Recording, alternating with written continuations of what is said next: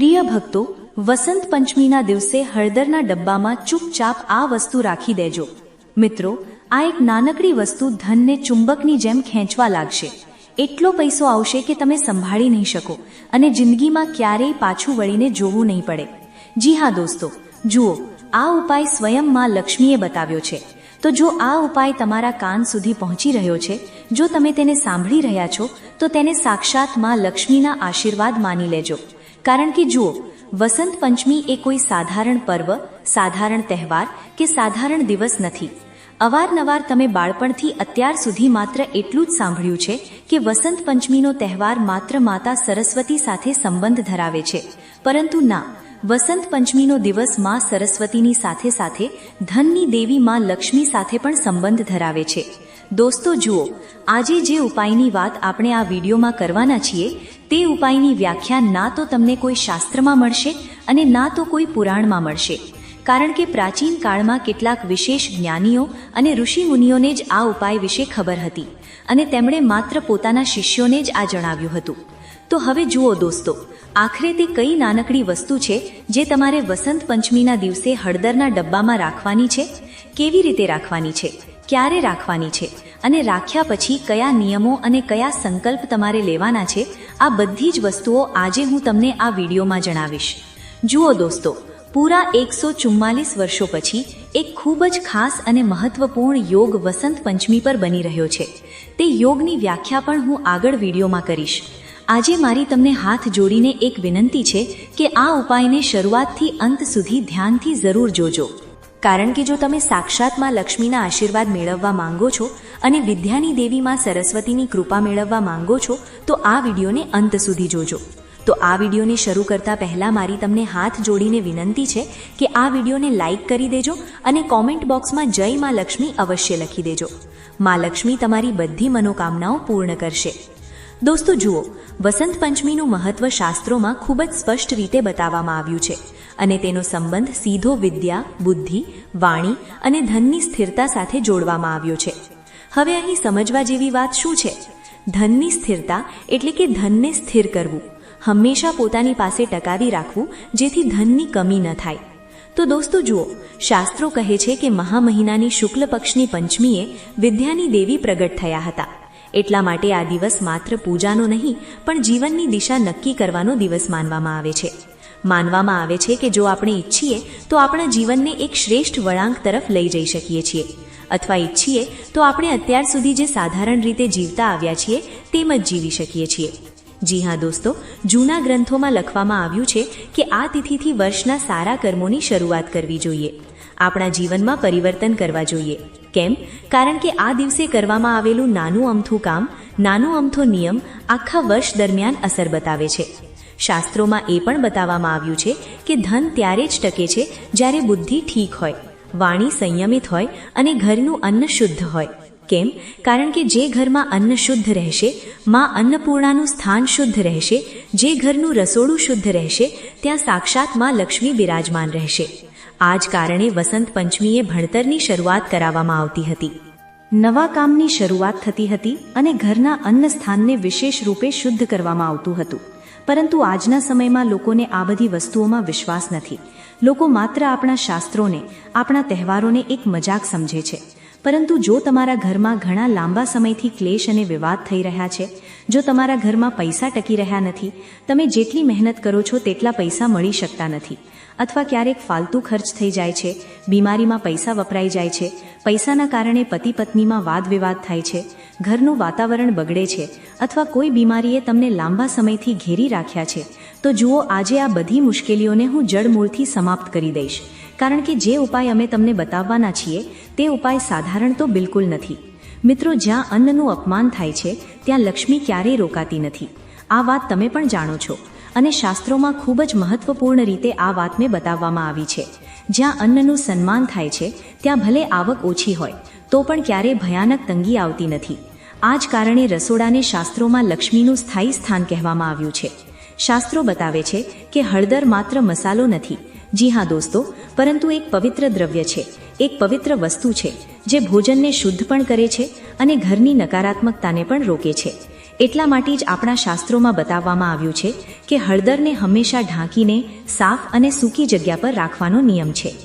હળદર માત્ર ખાવાની વસ્તુ નથી. હળદરનો લોકો શું ઉપયોગ કરે છે? હળદર નાખવાથી શાકનો રંગ બદલાઈ જાય છે, પીળો રંગ આવી જાય છે. પરંતુ હળદર માત્ર ખાવાની વસ્તુને જ નથી બદલતી, પરંતુ હળદર આપણી કિસ્મતની રેખા અને આપણા ભાગ્યને પણ બદલી શકે છે. હળદરનું તેજ અને હળદરનો પ્રભાવ એટલો બધો છે કે જો તમે વસંત પંચમીના દિવસે હળદરના ડબ્બામાં મારા દ્વારા બતાવવામાં આવેલી નાનકડી વસ્તુ રાખી દીધી તો પછી ભલે ગમે તે થાય, તમને માલામાલ અને કરોડપતિ બનતા કોઈ રોકી શકશે નહીં. મિત્રો, હળદર લગભગ દરેક ઘરના ભોજનમાં જાય છે. અવારનવાર જ્યારે આપણે રાત્રે કે સવારે રસોઈ બનાવીએ છીએ તો એવું કોઈ શાક નથી હોતું જેમાં હળદરનો પ્રયોગ ન થતો હોય. આપણા હિન્દુ સનાતન ધર્મમાં દેવી દેવતાઓને મસાલાઓ સાથે પણ જોડવામાં આવ્યા છે. જી હા દોસ્તો, પરંતુ સનાતન ધર્મ કોઈ સાધારણ ધર્મ નથી. સનાતન ધર્મમાં અન્નને અન્ન દેવતા માનવામાં આવે છે, જળને જળ દેવતા માનવામાં આવે છે, અગ્નિને અગ્નિ દેવતા માનવામાં આવે છે અને ધરતીને ધરતી માતા માનવામાં આવે છે. જી હા દોસ્તો, જે હવા ચાલે છે તેને પણ વાયુદેવ કહેવામાં આવે છે. તો આપણા ધર્મની આ જ તો સુંદરતા છે કે આપણા ધર્મમાં દરેક વસ્તુનું સન્માન થાય છે. હવે જુઓ દોસ્તો, તમે અહીં જે ઉપાય સાંભળવા આવ્યા છો તે ઉપાય તરફ તો હું વધીશ જ, પરંતુ તે પહેલાં તમારે એ વસ્તુનું પણ ધ્યાન રાખવાનું છે કે તે ઉપાય સંબંધિત નિયમોનું પાલન જરૂર કરવાનું છે. તે ઉપાય સંબંધિત સાવધાની તમારે જરૂર રાખવાની છે અને તે ઉપાય સંબંધિત સંકલ્પ પણ તમારે લેવા પડશે. ઘણીવાર લોકો શું કરે છે કે માત્ર ઉપાય સાંભળી લે છે અને વિડીયોને વચ્ચેથી છોડી દે છે. તો આ કારણે પછી એવું થાય છે કે ઉપાયની ઊંધી અસર જોવા મળે છે. કહેવામાં આવ્યું છે કે જે વસ્તુ રોજના ભોજનમાં જાય છે તે માણસના ભાગ્ય સાથે પણ જોડાઈ જાય છે અને હળદર લગભગ દરેક ઘરના ભોજનમાં જાય છે. એટલા માટે હળદરનો ડબ્બો આખા ઘરના અન્નનો પ્રતિનિધિ માનવામાં આવે છે. આ જ શાસ્ત્રીય વિચારથી એક ગુપ્ત નિયમ બતાવવામાં આવ્યો છે જે લખાયો ઓછો છે અને બતાવવામાં વધારે આવ્યો છે. કારણ કે શાસ્ત્રો કહે છે કે જે ઉપાય ગુપ્ત રાખવામાં આવે તે જ પૂરું ફળ આપે છે. આ નિયમમાં માત્ર એટલું જ કરવાનું છે કે વસંત પંચમીના દિવસે સવારે સ્નાન કર્યા પછી કોઈ પણ શોરબકોર વગર હળદરના ડબ્બાને સાફ કરવામાં આવે અને તેમાં સૌથી નીચે પીપળાના ઝાડ પરથી પોતાની જાતે પડેલું એક નાનું સૂકું બીજ રાખવામાં આવે. જી હા દોસ્તો, જુઓ, મેં તમને એક ગુપ્ત વસ્તુ બતાવી દીધી છે જેને હળદરના ડબ્બામાં રાખવાની છે. શું કરવાનું છે કે તમારા ઘરની આસપાસ જો પીપળાનું ઝાડ હોય અને પીપળાના ઝાડ પરથી કોઈ પાંદડું પોતાની જાતે પડી રહ્યું હોય કે બીજ પડી રહ્યું હોય તો તે બીજને લઈ આવવાનું છે. એવું નથી કે તમે પીપળાના ઝાડ પર ચડીને તોડો અથવા બહારથી ખરીદીને લાવો, એવું બિલકુલ નથી કરવાનું. જુઓ, તે જે બીજ છે તે ખરીદેલું ન હોવું જોઈએ, તોડેલું ન હોવું જોઈએ. કારણ કે શાસ્ત્રોમાં લખ્યું છે કે જે વસ્તુ સ્વયં પ્રાપ્ત થાય તે જ શુદ્ધ માનવામાં આવે છે. અને જુઓ, પીપળાને શાસ્ત્રોમાં ક્યારેય ખત્મ ન થનારી શક્તિનું પ્રતીક માનવામાં આવ્યું છે. અને જ્યારે તેનું બીજ અન્ન સાથે રાખવામાં આવે છે તો આ સંકેત માનવામાં આવે છે કે ઘરનું અન્ન અને ધન બંને ટકી રહેશે. જુઓ દોસ્તો, હવે પીપળાનું જે ઝાડ છે તે સાધારણ તો નથી જ. આપણા શાસ્ત્રોમાં બતાવવામાં આવ્યું છે કે પીપળામાં સાક્ષાત 33 કોટી દેવી દેવતાઓનો નિવાસ હોય છે. મા લક્ષ્મીથી લઈને આપણા પિતૃઓ સુધી, આપણા કુળદેવી દેવતાઓ સુધી પીપળાના ઝાડમાં નિવાસ કરે છે. જી હા, આ વસ્તુ રાખતી વખતે આના માટે કોઈ મંત્ર બતાવવામાં આવ્યો નથી કે તમારે આ મંત્ર બોલતા બોલતા બીજ હળદરના ડબ્બામાં રાખવાનું છે. બિલકુલ નહીં, કારણ કે શાસ્ત્રોમાં લખ્યું છે કે આ અન્ન સંસ્કાર છે. તમે સમજતા હશો કે આ તો કોઈ તંત્ર વિદ્યા છે, મંત્ર વિદ્યા છે કે કોઈ ક્રિયા છે, તો બિલકુલ નહીં. આપણા શાસ્ત્રોમાં તેને અન્ન સંસ્કાર માનવામાં આવે છે. જુઓ, આ કોઈ પૂજા કે તંત્ર નથી, ના તો આ કોઈ ટોના ટોટકા છે. ત્યારબાદ માત્ર નિયમ બતાવવામાં આવ્યો છે કે હળદરને ભીના હાથે ન અડવી અને ના તો તેમાં કોઈ ભીના પાત્ર કે ચમચી નાખવા.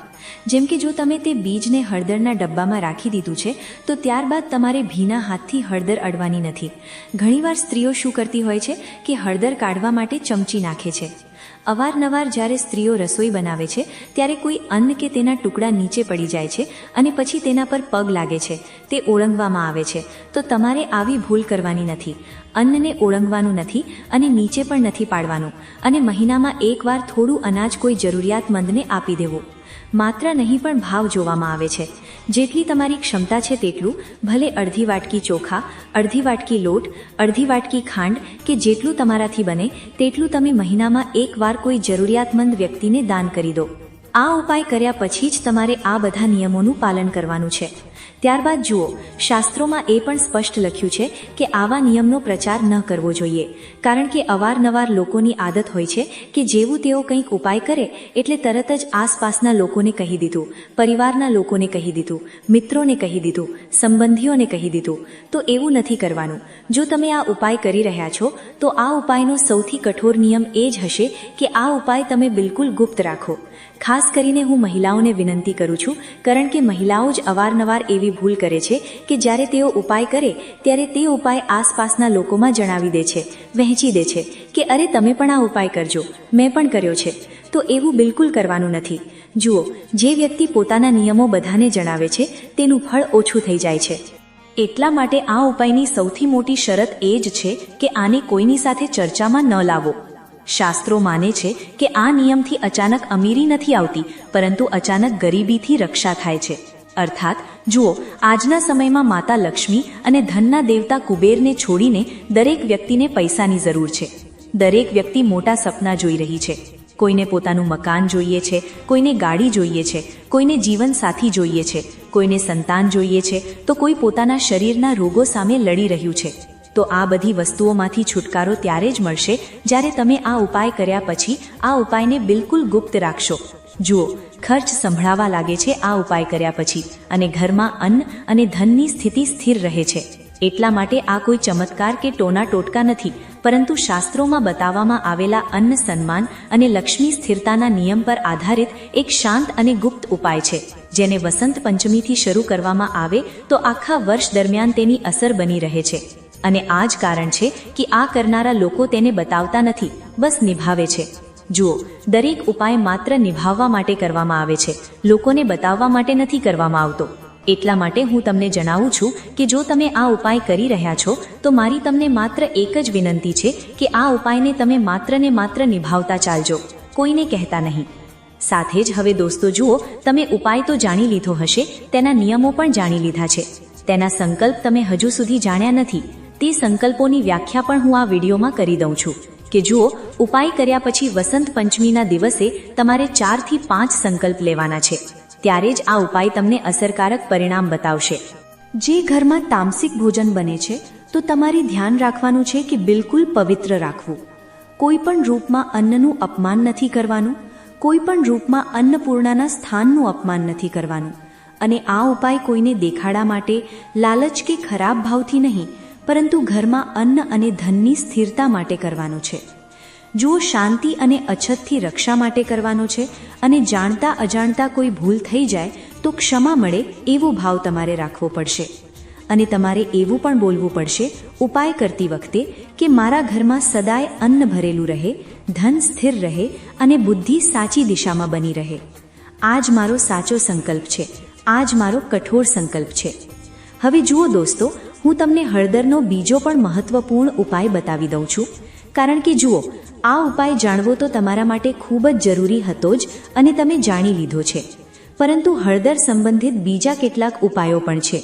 તે પણ જો તમે જાણી લીધા અને આ વસંત પંચમી પર કરી લીધા તો પછી જુઓ તમારું જીવન કેવી રીતે પ્યારું અને ન્યારું થાય છે અને કેવી રીતે જિંદગી ધન્ય થઈ જાય છે. જુઓ દોસ્તો, જો તમે માં લક્ષ્મીને તમારા ઘરમાં બાંધીને રાખવા માંગતા હો તો આ ઉપાય તમારે વસંત પંચમીના દિવસે જરૂર કરવો જોઈએ.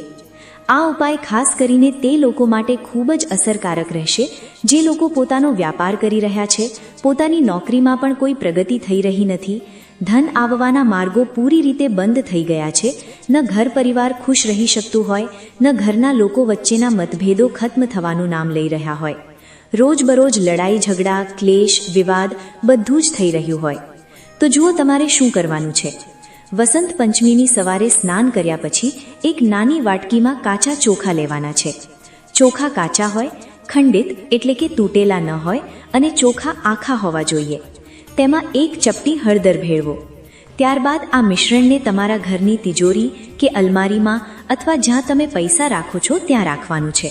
હવે જુઓ દોસ્તો કે ઘણા બધા લોકો એવું કરે છે કે આવા ઉપાયો ભગવાનના મંદિરમાં કરે છે, પરંતુ આવા ઉપાયો ભગવાનના મંદિરમાં નથી કરવાના, પરંતુ તમારા ઘરના રસોડામાં કરવાના છે.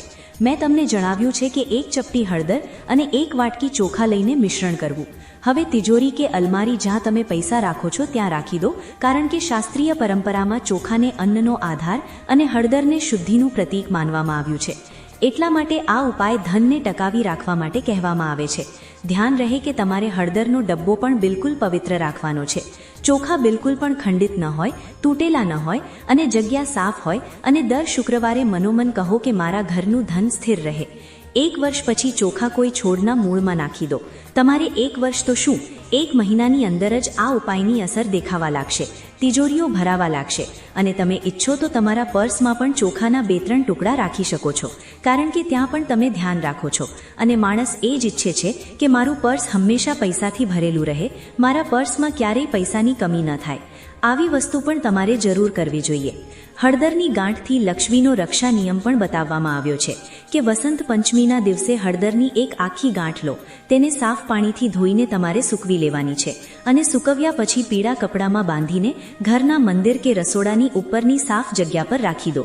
શાસ્ત્રોમાં આખી વસ્તુને પૂર્ણતાનો સંકેત માનવામાં આવ્યો છે, એટલા માટે આ ગાંઠ ધનના નુકસાનથી રક્ષા માટે રાખવામાં આવે છે.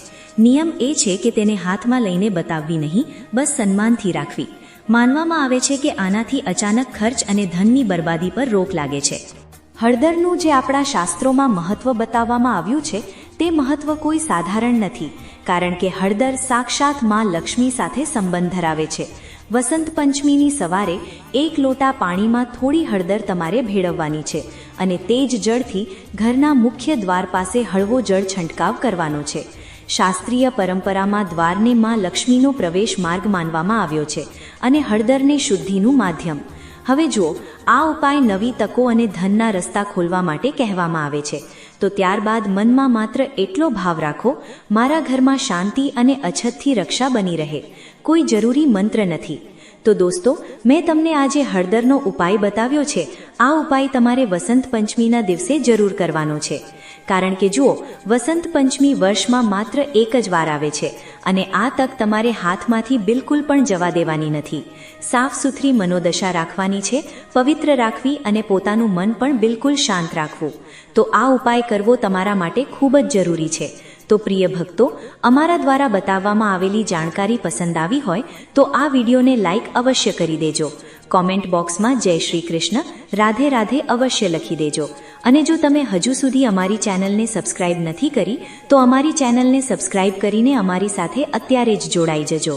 વિડીયો અંત સુધી જોવા માટે તમારો ખૂબ ખૂબ આભાર. જય શ્રી કૃષ્ણ. ધન્યવાદ.